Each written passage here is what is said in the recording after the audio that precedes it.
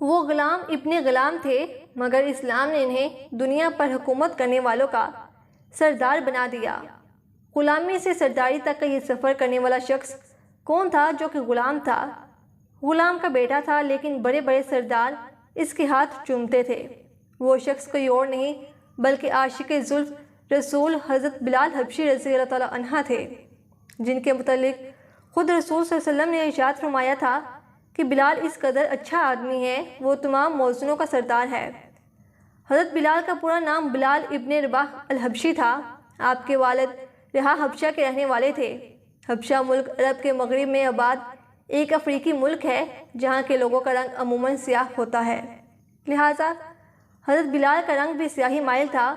زمانہ جاہلیت میں ہی حضرت بلال کے والدین مکہ میں آ کر یہیں بس گئے تھے۔ حضرت بلال کے والدین حبشہ کے غلاموں میں سے تھے، لہٰذا حضرت بلال پیدائشی طور پر مکہ کے قبیلہ بنی جمع کے غلام تھے۔ حضرت بلال امیہ ابن خلف کے غلام تھے اور بکریاں چراتے تھے۔ حسب معمول جب ایک دن بکریاں چرا رہے تھے تو ایک آواز آئی، اے چرواہے، کیا تمہارے پاس دودھ ہے؟ یہ آواز دینے والے حضرت محمد صلی اللہ علیہ وسلم تھے، جو اپنے سفر و حضر کے رفیق حضرت ابو بکر صدیق رضی اللہ تعالیٰ عنہ کے ساتھ غار حرا میں موجود تھے۔ حضرت بلال نے آواز سنی تو قریب چلے آئے اور عرض کیا، جناب، میری بکریوں میں کوئی بکری بھی دودھ دینے والی نہیں، اس لیے معذرت چاہتا ہوں کہ آپ کی تمنا پوری نہیں کر سکوں گا۔ تو رسول اللہ صلی اللہ علیہ وسلم نے فرمایا، اگر اجازت دو تو سامنے والی بکریوں کو دیکھ لیا جائے، ہو سکتا ہے اس سے دودھ مل جائے۔ حضرت بلال نے عرض کی، مجھے کوئی اعتراض نہیں، آپ دیکھ لیجئے۔ حضور نے ارشاد فرمایا، اجازت دینا تیرا کام اور بکریوں کے تھنوں میں دودھ بھر دینا اللہ کا کام۔ حضرت بلال نے بکری خدمت میں پیش کر دی۔ رسول اللہ صلی اللہ علیہ وسلم نے اللہ کا نام لے کر جب بکری کے تھنوں کو ہاتھ لگایا تو بکری کے تھنوں سے دودھ جاری ہو گیا۔ اس واقعے کے بعد حضرت بلال آپ کے قریب ہونے لگے۔ ایک دن رسول اللہ صلی اللہ علیہ وسلم نے حضرت بلال سے فرمایا، اے بلال، میں اللہ کا رسول ہوں اور اللہ ایک ہے، اس کا کوئی شریک نہیں، اس بارے میں تمہارا کیا خیال ہے؟ حضرت بلال جو پہلے ہی اپنا دل نبی صلی اللہ علیہ وسلم کو دے چکے تھے، فوراً کہہ اٹھے، لا الہ الا اللہ محمد رسول اللہ۔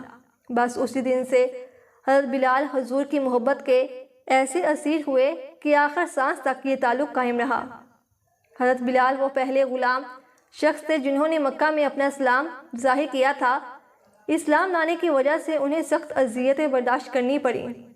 حضرت بلال چونکہ امیہ بن خلف کے غلام تھے جو سخت مشرک اور دشمنی اسلام تھے، جب اسے معلوم ہوا کہ بلال نے اسلام قبول کر لیا ہے تو وہ حضرت بلال کو اپنے پاس لایا اور ان سے استفسار کیا کہ مجھے بتایا گیا ہے کہ تو نے لات منات و عزیٰ سے منہ پھیر لیا ہے اور کوئی معبود تلاش کر لیا ہے، کیا یہ بات سچ ہے؟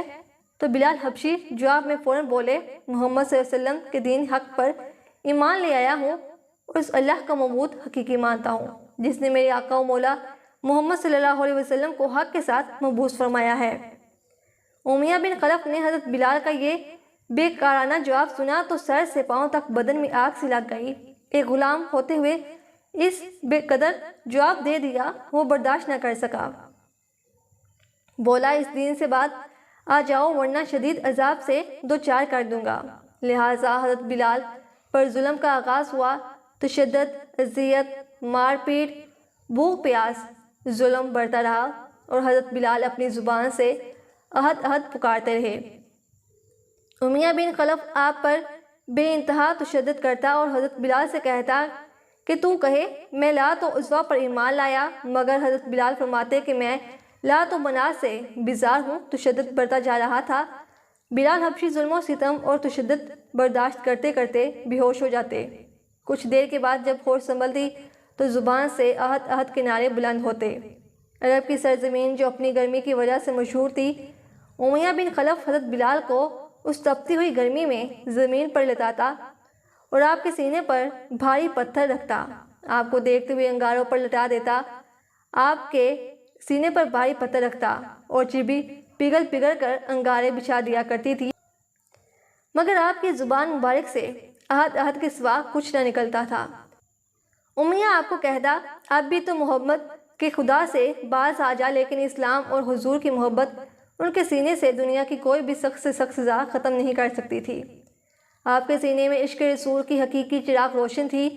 امیہ نے طیش میں آ کر ان کے گلے میں رسی ڈال دی اور انہیں مکہ کے شیر لڑکوں کے حوالے کر دیا۔ وہ بخت لڑکے آپ کو مکہ کے وادی میں گھسیٹتے پھرتے تھے اور تپتی ہوئی انگارہ ریت پر اوندے منہ ڈال دیتے تھے اور آپ پر پتھروں کا ڈھیر لگا دیتے۔ یہ ظلم و ستم کا سلسلہ کافی عرصہ یوں ہی چلتا رہا۔ حضرت ابوبکر صدیق روز یہ تماشا دیکھتے اور افسوس کرتے۔ آخرکار ان سے رہا نہ گیا تو وہ امیہ کے پاس گئے، اس سے کہا کہ اس بیگانہ اور بےکس غلام پر اتنا ظلم و ستم مت کرو۔ اگر وہ ایک خدا کی عبادت کرتا ہے تو اس میں تمہارا کیا نقصان ہے؟ اگر تم اس کے ساتھ احسان کرو گے تو وہ احسان آخرت میں تمہارے کام آئے گا۔ امیہ نے حقارت سے کہا، میں تمہارے خیالی یوم آخرت کا قائل نہیں ہوں، جو میرے جی میں آئے گا میں وہی کروں گا۔ حضرت ابوبکر نے اس کو پھر تہمت سے سمجھایا کہ تم طاقتور ہو، اس مجبور غلام پر ظلم کرنا تمہارے شیان نہیں ہے۔ امیہ نے جواب دیا کہ تم اس کالے غلام کے اگر اتنے ہی ہمدرد ہو تو اس کو خرید کیوں نہیں لیتے؟ لہٰذا ابوبکر رضی اللہ تعالیٰ عنہ نے اس پر راضی ہو گئے اور آپ کو آزاد کروا دیا۔ حضرت ابوبکر صدیق نے اعلان کر دیا کہ بلال اب آزاد ہے اور دنیا اور آخرت میں میرا بھائی ہے۔ جب حضور صلی اللہ علیہ وسلم کو حضرت بلال کے آزاد ہونے کی خبر ملی تو آپ بہت ہی خوش ہوئے اور حضرت ابوبکر سے فرمایا کہ مجھے بھی اس میں شریک کر لو۔ اس پر حضرت ابوبکر نے عرض کی، یا رسول اللہ، میں تو بلال کو آزاد کروا چکا ہوں۔ حضرت بلال اپنا زیادہ وقت نبی صلی اللہ علیہ وسلم کی بارگاہ اقدس میں گزارتے تھے اور ان سے قرآن مجید کی تعلیم حاصل کرتے، حکمت و دانائی کی باتیں سیکھنے اور دین حق کو زیادہ سے زیادہ پھیلانے کی کوشش کرتے۔ جب ہجرت کا حکم آیا تو حضرت بلال نے بھی ہجرت کی اور مکہ سے مدینہ منورہ جا پہنچے۔ جب مدینہ میں مسجد نبوی کی تعمیر ہوئی تو حضرت بلال نے سب سے پہلے اذان دی اور اسلام کے سب سے پہلے مؤذن کا اعزاز بھی حاصل کیا۔ حضرت بلال کی آواز نہایت ہی بلند اور بالا اور دلکش تھی، ان کی ایک صدا توحید کی متوالوں تک پہنچتی۔ مرد اپنا کاروبار، بچے کھیل کود چھوڑ کر مسجد میں جمع ہو جاتے۔ فتح مکہ کے دن نبی صلی اللہ علیہ وسلم نے حضرت بلال سے کہا کہ کعبے کی چھت پر کھڑے ہو کر اذان پڑھو۔ لہٰذا حضرت بلال نے عرض کی، یا رسول اللہ، میں کس طرف منہ کروں؟ آپ نے فرمایا، جدھر جدھر میں جاؤں تم بھی اس طرف گھوم جانا۔ لہٰذا حضرت بلال نے کعبہ کی چھت پر کھڑے ہو کر اذان مکمل کی۔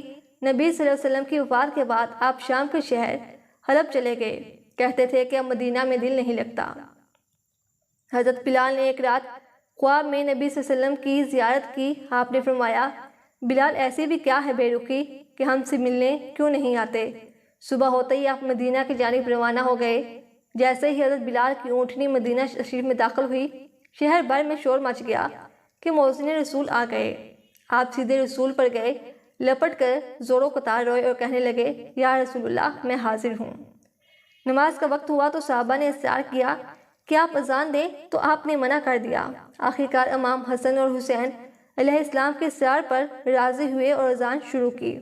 حضرت بلال نے اللہ اکبر کہا تو مدینہ شریف میں قرآن مچ گیا۔ لوگ گلیوں سے روتے ہوئے مسجد نبوی کی جانب چلے گئے۔